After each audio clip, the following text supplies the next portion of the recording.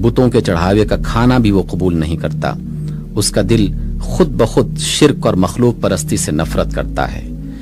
اس ماحول میں یہ شخص ایسا ممتاز نظر آتا ہے جیسے گھٹا ٹوپ اندھیرے میں ایک شمع روشن ہے یا پتھروں کے ڈھیر میں ایک ہیرا چمک رہا ہے۔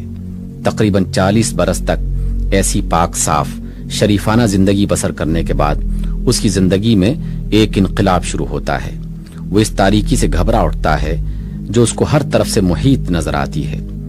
وہ جہالت، بد اخلاقی، بد کرداری، بد نظمی، شرک اور بت پرستی کے اس ہولناک سمندر سے نکل جانا چاہتا ہے جو اس کو گھیرے ہوئے تھا۔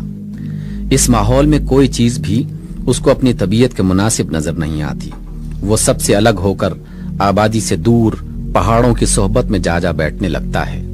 تنہائی اور سکون کے عالم میں کئی دن گزارتا ہے، روزے رکھ کر اپنی روح اور اپنے دل و دماغ کو اور زیادہ پاک صاف کرتا ہے، سوچتا ہے، غور و فکر کرتا ہے، کوئی ایسی روشنی ڈھونڈتا ہے جس سے وہ اس چاروں طرف چھائی ہوئی تاریکی کو دور کر دے، ایسی طاقت حاصل کرنا چاہتا ہے جس سے اس بگڑی ہوئی دنیا کو توڑ پھوڑ کر پھر سے سنوار دے۔ یکایک اس کی حالت میں ایک عظیم الشان تغیر رونما ہوتا ہے۔ ایک دم سے اس کے دل میں وہ روشنی آ جاتی ہے جو پہلے اس میں نہ تھی۔ اچانک اس کے اندر وہ طاقت بھر جاتی ہے جس سے وہ اس وقت تک خالی تھا۔ وہ غار کی تنہائی سے نکل آتا ہے، اپنی قوم کے پاس آتا ہے، اس سے کہتا ہے کہ یہ بت جن کے آگے تم جھکتے ہو یہ سب بے حقیقت چیزیں ہیں، انہیں چھوڑ دو۔ کوئی انسان، کوئی درخت، کوئی پتھر، کوئی روح، کوئی سیارہ اس قابل نہیں کہ تم اس کے آگے سر جھکاؤ۔ اس کی بندگی و عبادت کرو اور اس کی فرما برداری اور اطاعت کرو۔ یہ زمین، یہ چاند، یہ سورج، یہ ستارے، یہ زمین اور آسمان کی ساری چیزیں ایک خدا کی مخلوق ہیں، وہی تمہارا اور ان سب کا پیدا کرنے والا ہے۔ اسی کی بندگی کرو، اسی کا حکم مانو اور اسی کے آگے سر جھکاؤ۔ یہ چوری، یہ لوٹ مار، یہ قتل و غارت، یہ ظلم و ستم، یہ بدکاریاں جو تم کرتے ہو سب گناہ ہیں، انہیں چھوڑ دو، خدا انہیں پسند نہیں کرتا۔ سچ بولو، انصاف کرو، نہ کسی کی جان لو، نہ کسی کا مال چھینو۔ جو کچھ لو حق کے ساتھ لو اور جو کچھ دو حق کے ساتھ دو۔ تم سب انسان ہو اور انسان سب برابر ہیں، نہ کوئی ذلت کا داغ لے کر پیدا ہوا اور نہ کوئی عزت کا تمغہ لے کر دنیا میں آیا۔ بزرگی اور شرف نسل اور نسب میں نہیں، صرف خدا پرستی اور نیکی اور پاکیزگی میں ہے۔ جو خدا سے ڈرتا ہے اور نیک اور پاک ہے وہی اعلیٰ درجہ کے انسان ہے، اور جو ایسا نہیں وہ کچھ نہیں۔ مرنے کے بعد تم سب کو اپنے خدا کے پاس حاضر ہونا ہے۔ تم میں سے ہر شخص اپنے اعمال کے لیے خدا کے سامنے جواب دہ ہے، اس خدا کے سامنے جو سب کچھ دیکھتا جانتا ہے۔ تم کوئی چیز اس سے نہیں چھپا سکتے۔ تمہاری زندگی کا کارنامہ اس کے سامنے بے کم و کاست پیش ہوگا۔ وہ اسی کارنامے کے لحاظ سے وہ تمہارے انجام کا فیصلہ کرے گا۔ اس عادل حقیقی کے ہاں نہ کوئی سفارش کام آئے گی، نہ رشوت چلے گی، نہ کسی کا نسب پوچھا جائے گا۔ وہاں صرف ایمان اور نیک عمل کی پوچھ ہوگی۔ جس کے پاس یہ سامان ہوگا وہ جنت میں جائے گا، اور جس کے پاس ان میں سے کچھ بھی نہ ہوگا وہ نامراد اور دوزخ میں ڈالا جائے گا۔ یہ تھا وہ پیغام جسے لے کر وہ غار سے نکلا۔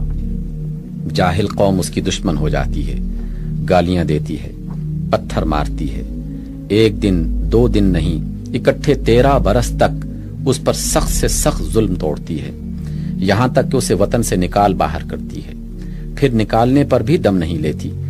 جہاں وہ جا کر پناہ لیتا ہے وہاں بھی اسے ہر طرح ستاتی ہے۔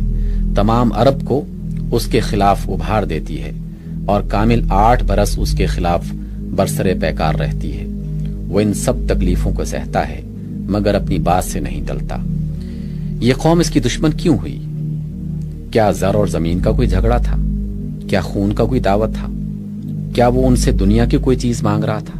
نہیں، ساری دشمنی صرف اسی بات پر تھی کہ وہ ایک خدا کی بندگی اور پرہیزگاری اور نیکوکاری کی تعلیم کیوں دیتا ہے، بت پرستی اور شرک اور بدعملی کے خلاف تبلیغ کیوں کرتا ہے، پجاریوں اور پروہتوں کی پیشوائی پر کیوں ضرب لگاتا ہے، سرداروں کی سرداری کا طلسم کیوں توڑتا ہے، انسان اور انسان کے درمیان سے اونچ نیچ کا فرق کیوں مٹانا چاہتا ہے، قبائلی اور نسلی تعصبات کو جاہلیت کیوں قرار دیتا ہے؟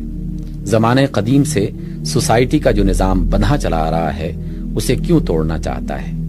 قوم کہتی تھی کہ یہ سب باتیں جو تو کہہ رہا ہے یہ سب خاندانی روایات اور قومی طریقے کے خلاف ہیں، تو ان کو چھوڑ دے ورنہ ہم تیرا جینا مشکل کر دیں گے۔ اچھا، تو اس شخص نے یہ تکلیفیں کیوں اٹھائیں؟ قوم اس کو بادشاہی دینے پر آمادہ تھی، دولت کے ڈھیر اس کے قدموں میں ڈالنے کو تیار تھی، بشرطے کہ وہ اپنی اس تعلیم سے باز آ جائے، مگر اس نے ان سب کو ٹھکرا دیا اور اپنی تعلیم کی خاطر پتھر کھانا اور ظلم سہنا قبول کیا۔ یہ آخر کیوں؟ کیا ان کے خدا پرست اور نیکوکار بن جانے میں اس کا کوئی ذاتی فائدہ تھا؟ کیا کوئی ایسا فائدہ تھا جس میں ریاست اور امارت اور دولت اور عیش کے سارے لالچ بھی ناقابل التفات تھے؟ کیا کوئی ایسا فائدہ تھا جس کی خاطر ایک شخص سخت سے سخت جسمانی اور روحانی اذیتوں میں مبتلا ہونا اور کامل 21 سال تک مبتلا رہنا بھی گوارا کر سکتا ہو؟ غور کرو، کیا نیک نفسی، ایثار و ہمدردی بنی نو کا اس سے بھی کوئی بلند مرتبہ تمہارے تصور میں آ سکتا ہے کہ کوئی شخص اپنے کسی فائدے کی خاطر نہیں، دوسرے کے بھلے کی خاطر تکلیفیں اٹھائے؟ جن کی بھلائی اور بہتری کے لیے وہ کوششیں کر رہا ہے وہی اس کو پتھر ماریں، گالیاں دیں، گھر سے بے گھر کر دیں، غریب الوطنی میں بھی اس کا پیچھا نہ چھوڑیں، اور ان سب باتوں پر بھی وہ ان کا بھلا چاہنے سے باز نہ آئے۔ پھر دیکھو، کیا کوئی جھوٹا شخص کسی بے اصل بات کے پیچھے ایسی مصیبتیں برداشت کر سکتا ہے؟ کیا کوئی تیر تکے لڑانے والا انسان محض گمان اور قیاس سے کوئی بات کہہ کر اس پر اتنا جم سکتا ہے کہ مصیبتوں کے پہاڑ اس پر ٹوٹ جائیں، زمین اس پر تنگ کر دی جائے، تمام ملک اس کے خلاف اٹھ کھڑا ہو، بڑی بڑی فوجیں اس پر امٹ امٹ کر آئیں، مگر وہ اپنی بات سے یکسرے منہ ہٹنے پر آمادہ نہ ہو؟ یہ استقامت، یہ عزم، یہ ثبات خود گواہی دے رہا ہے کہ اس کو اپنی صداقت پر یقین اور کامل یقین تھا۔ اگر اس کے دل میں شک اور شبہ کا ادنا شائبہ بھی ہوتا تو وہ مسلسل 21 سال تک مصائب کے ان پے در پے طوفانوں کے مقابلے میں کبھی نہ ٹھہر سکتا۔ یہ تو اس شخص کے انقلاب حال کا ایک پہلو تھا۔ دوسرا پہلو اس سے بھی زیادہ حیرت انگیز ہے۔